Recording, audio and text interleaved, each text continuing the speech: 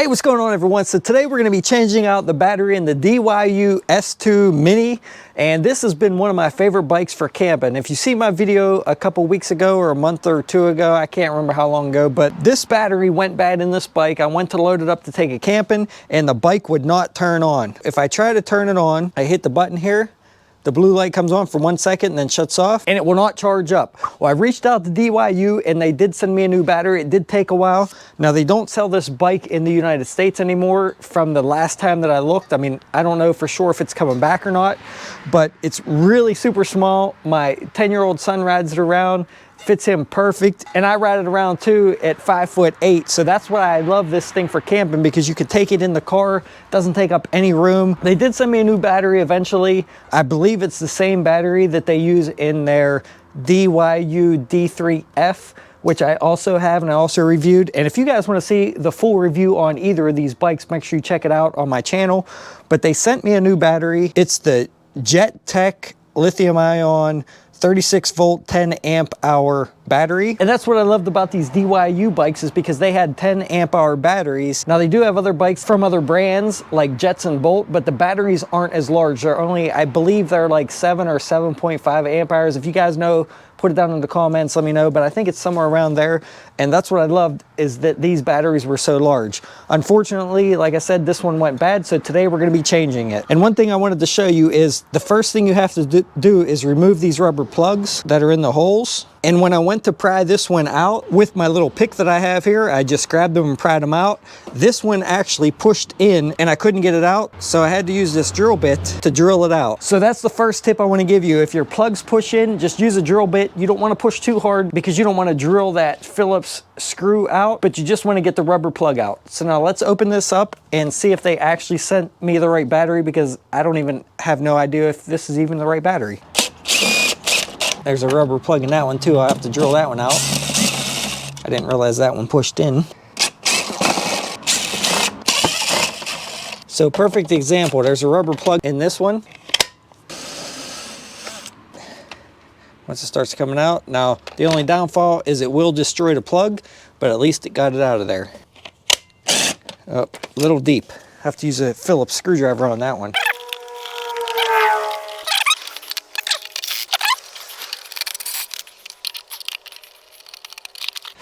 There we go. Oh yeah, there we go. It is actually a Jet Tech 10 amp hour 36 volt battery. So awesome, they sent me the correct battery. And that is a lot of wires. Good thing there's only 2 connections on the battery.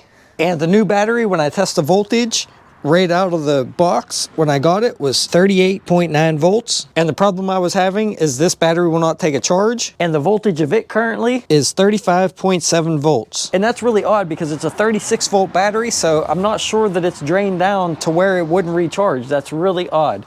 I'm gonna go ahead and check these fuses. Now, that is one thing I noticed, is that the old battery had a fuse coming right out of the battery here on the charge port and on the wire that goes directly to the battery, and the new battery does not have a fuse on either. So that's a little bit odd, a little bit different than the replacement. So the fuse on the charge wire looks like it's okay, but when I plug it in, the light never turns red on the charger and it does not charge this battery. So that's really odd that it's still at that voltage. I wouldn't think that it was at low enough voltage. That's my voltmeter beeping.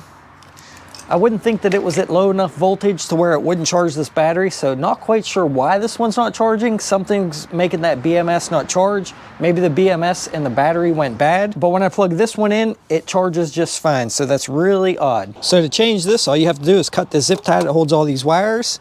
You have to unplug the connector to the battery, and then unplug the connector that goes to the charge port, and then take this one screw out right here. Actually, 2 screws. There's one underneath as well. Then the battery comes right out. So you can see here, like I said, on the original battery, it had a fuse on both the discharge port and the charge port. And on the new battery, there is no fuse. So that's a little bit concerning. It is the same brand battery, Jet Tech, same amp hours, same wattage and everything, but for some reason the new one did not have a fuse on it. But it is awesome that this little bike has a 10 amp hour battery. That's a little bit crazy. And then installation's exactly the opposite of removal. Put the bracket back on, plug the battery in, then you plug the charge wire in and remount the case. Let's see if we have power. Oh yeah, we got power.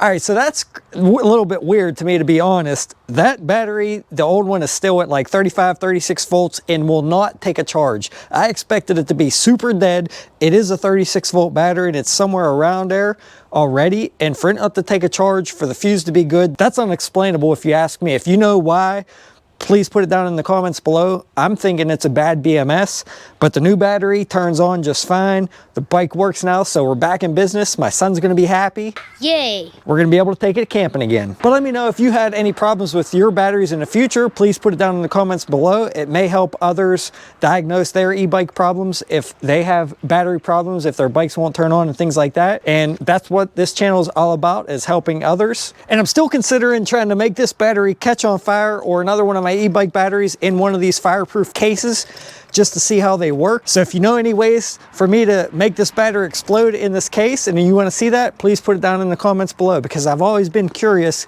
if these things actually work. So thanks for watching, guys. Hope you found this video helpful and interesting. Please consider subscribing, and I'll see all of you around on the next one. Thanks for watching. Yay! Wait, hold on. You need the mic. Just hold it. Or go ahead, put it on here. Wait, stop recording. I can't get it on. Wait. Yay! Oh, do it again. Yay! Go for it. Stop recording.